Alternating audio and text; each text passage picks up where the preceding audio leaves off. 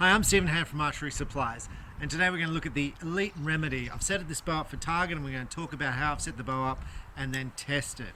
Now I'm going to go back in history a little bit about why I'm doing this and all that sort of stuff. And yes, I do test reviews, but about 3 years ago I shot in Vegas, and I shot with a lady called Jennifer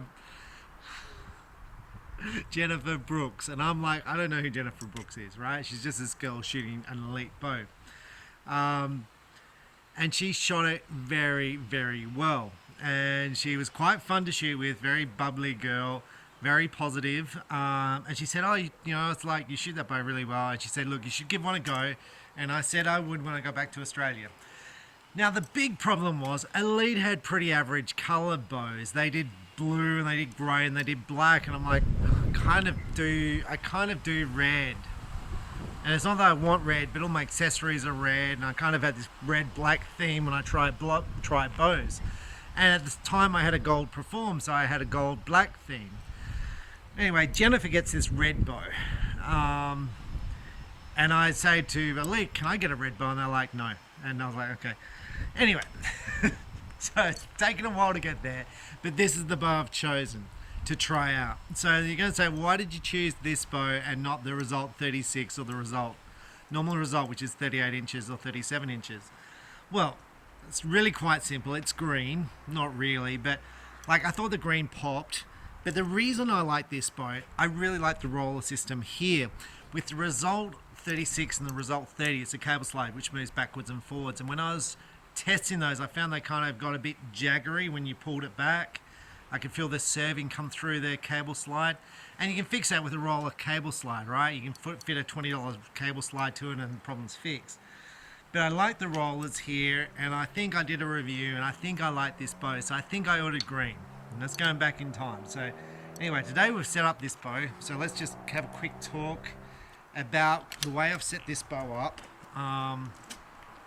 So I fitted a basic D-loop. There's no serving above or below. I haven't been bothered. We just chuck one in. I chucked in an Avalon peep sight. These things are $10. It's a 332 peep. I've tied it in, and it's pretty much pulling back straight.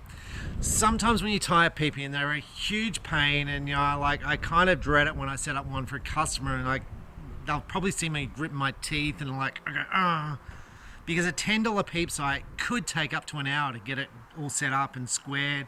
Then people want to change the height up and down their face, and it's like every time they change the height, then they change the twist on the peep.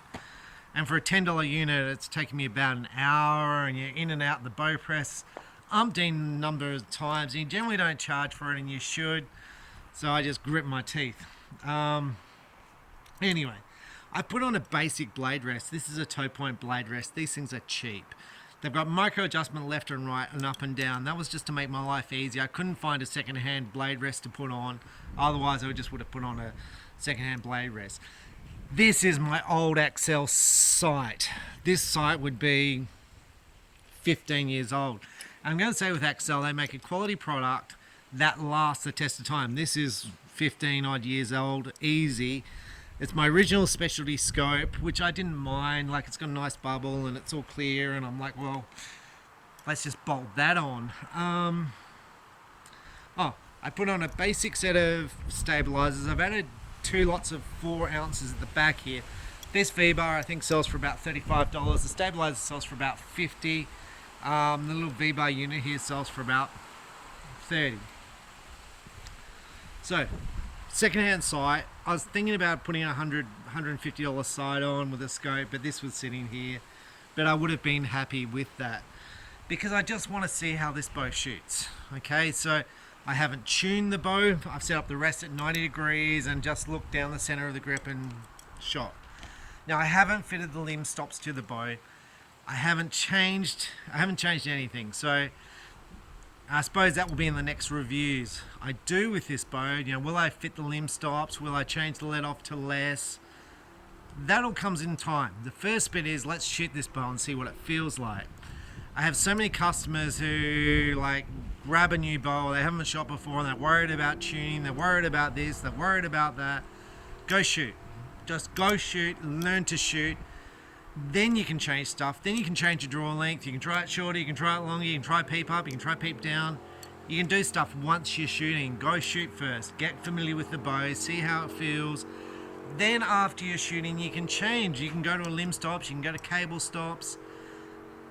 Try stuff first. Try it, and that way you'll go, well, actually, I feel this is better than where it was. If you don't have a baseline, this is my baseline. This is straight out of the box, baseline bow, right? No limb stops fitted. Haven't adjusted cable stops. We're just going to try this baseline. And then we'll probably try reducing the let off. See if I shoot better with it, with more back tension. Then we'll probably try limb stops and see how that feels. Now, one of my friends on Facebook, Lewis Holmes, a professional shooter, just changed from PSE to Elite. I asked him about shooting Elite. He's shooting with the cable stops still. He hasn't fitted the limb stops. And I think it's pretty much the same deal with Lewis, and I'm not wanting to talk for him. But he was like, look, I'm used to PSE where I've got the cable stops, so we're just going to go with the cable stops because it's got a little bit more give, and that's what I'm familiar with. And that's the way I feel. Get started. Now, it's not to say you won't fit the limb stops to the draw stops here, which then will hit here to give you a more solid wall. And I've shot with limb stops before, and I've been a huge fan of them. So I will probably shoot this bow with limb stops eventually. Well, I will eventually. But to start with, we're going to just shoot this bow and see what it feels like. So with that, the sight, look, I've got it in a medium position. There's a whole lot of things about torque tuning, the power of the scope. Okay, let's just brush on those things. Torque tuning says that if you move the sight in or out at one position, the bow will be more forgiving to shoot. I've never bothered with it. If you're a great archer, you probably do. I don't. I have enough trouble shooting. Maybe I should, and maybe that will make me a world-class athlete. I don't know. Moving your scope out increases your power. Moving it in decreases your power. It changes. Moving it out makes the scope smaller. Moving it in makes the scope bigger through your peep side aperture. To start off with, we're just shooting, right? So we just shoot stuff. Just shoot stuff and see how it goes. Now I'm shooting my standard arrows. These are Elite. These are not Elite. These are Victory VAP arrows, and these ones are the Elite ones. But I shoot the sports ones just as much. These are the sports ones. You can see how much they've been shot. Heaps. They all shoot the same, so it's what I shoot in all my reviews. So let's just have a feel of what this bow's like to draw and shoot. Now this is one of my other things. So this arrow rest, this toe point arrow rest, comes with various blades of different thicknesses. The one it comes installed with is a very thin one. So I didn't know if I'd be better to go for a wider one because it might have problems pulling off the rest. So we're just going to see. So it's all nice to there. Valley, drops into the valley.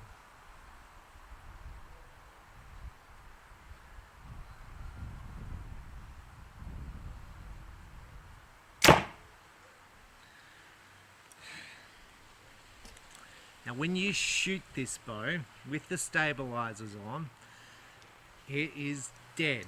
It doesn't move. When you take that shot, you don't even know you've shot it. It's silent. Now with my normal bow, I shoot heaps of weight at the front.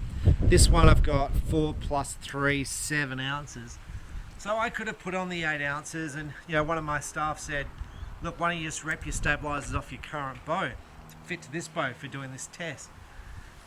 Well, because I want to shoot the other bow, and at the moment I'm just playing around with stuff.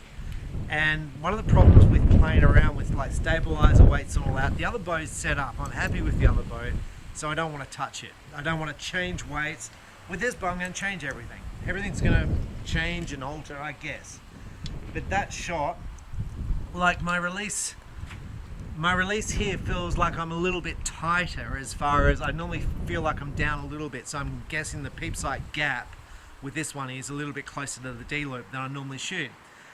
And when I was setting this up, I thought, do I move the peep up? But I felt pretty comfortable locking this in. I did a couple of reviews this week on some of the short bows, and I had a really tight anchor point into my face. And I shot incredibly well. And I was like, well, let's just give this a go, because this wasn't uncomfortable. And I was like, let's just shoot it. And see, I'm just moving the sight down because the arrow went low on the target. Now I'm close to the target. I'm like literally a meter away from the target here. This is just me getting familiar with the bow. Then we're going to go back to 18. Now the grip is significantly different to the PSE. It's a lot narrower and it kind of shapes in. So that will take, I think, that will take a bit to get used to.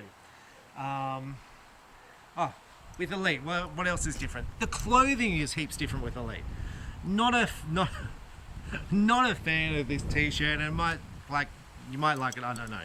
But I think PSE, I'm going to say I think PSE normally have a pretty average range of clothes, but occasionally they have some good clothes that I like, the t-shirts and stuff. Like the Elite hat, not a huge fan of it. I just think they should have some cooler clothing. Someone's going to hate that, but anyway, that's what I feel. But I like the green. I think the green pops, and I was like, do I go green sight? Do I go green stabilizers?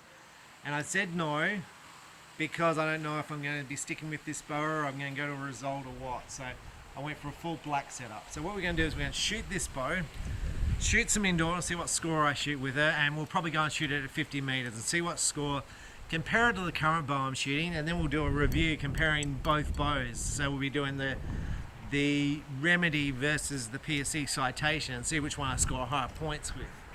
So this will be a whole sequence of videos, and then we'll try another bow and see how that goes and see which one I end up shooting.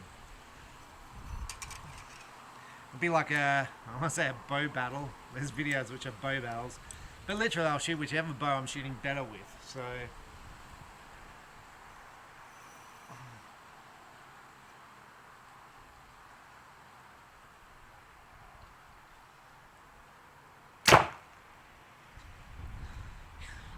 it's so incredibly stable, the bow. The bow doesn't move enough to the shot. It's just an amazing bow. The valley is much more significant, and you'll see then as I tried to pull back the bow, the arrow fell off the rest. If I pull back higher, it seems to be better. Now the other thing I'm noticing this cable here in the scope, so it comes along the edge of the scope.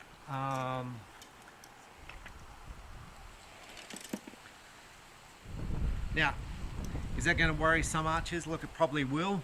It doesn't worry me. The Remedy's got the ability to move the cable guard left or right. I'm not going to make that adjustment. Okay, I'll tell you why. Because I want these cables to be as close to this without touching that they can be. Because the more I move these out that way, away from the bow, the more clearance I create, the more torque I create on the bow. So I'm not like you can change your tuning with moving the cable guard in and out. Once again, I don't change much. I'm not much of a person who goes and plays with stuff. I'm just like, look, go shoot, see how it feels, then I can change the way the bow feels.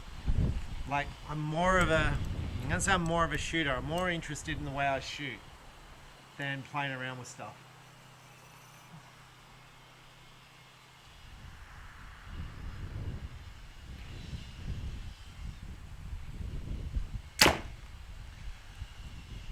The other thing I'm going to say,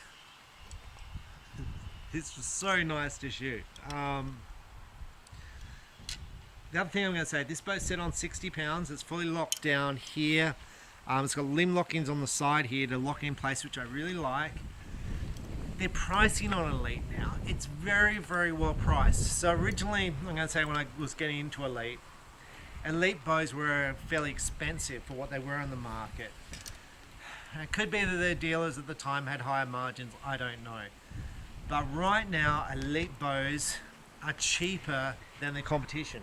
And there's really no reason for it. These bows have more adjustability. You can do limb, like you can, if your arrows are out to left or right, you can tune the limbs left or right to affect the cam lean. You can use the cable stops for a stop, or you can do a limb stop with the stops. I'm going to say it's the most adjustable bow there is on the market, and you could say there's another one. There's nothing really like this on the market where you've got Bowtech, you can move the cams left to right to affect cam lean. but it doesn't have a limb stop. This has got a limb stop and a cable stop, so you can change that whole valley, the whole way the bow shoots. See, like there, it's very easy for me at 60 pounds, and it drops back to nothing.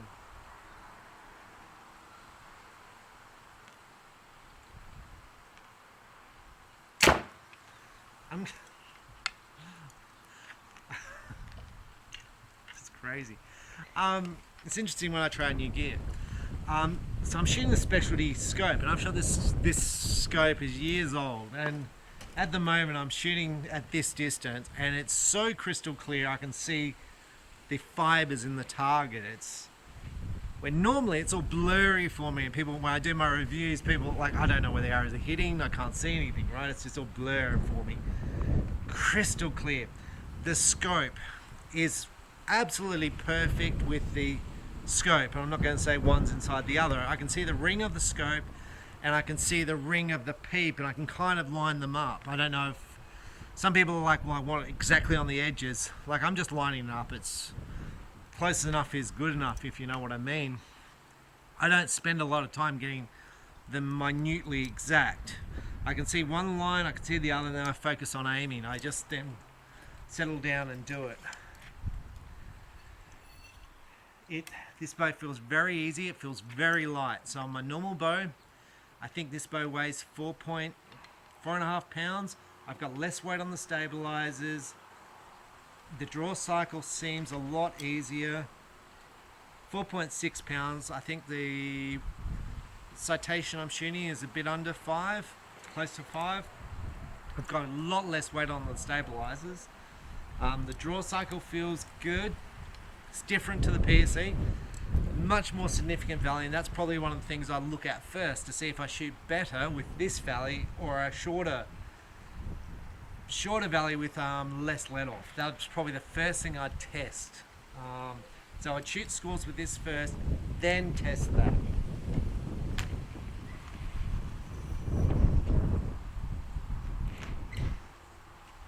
But you get back here at full draw, and it's just rock solid.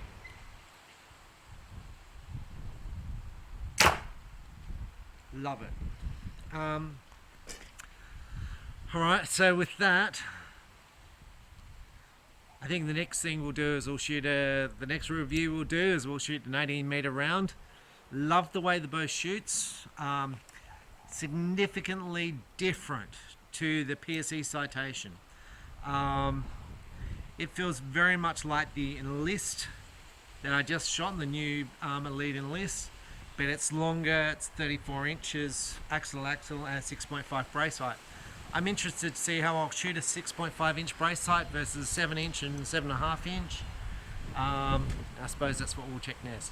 Anyway, I'm Stephen Hand from Archery Supplies. That's the Elite Remedy bow setup. I haven't done anything with the sight. That was it. That's my first 5 shots with the bow. Now we're going to go back to 18 meters. We're going to sight the bow in, and we'll shoot an indoor round and see what sort of score we shoot with it.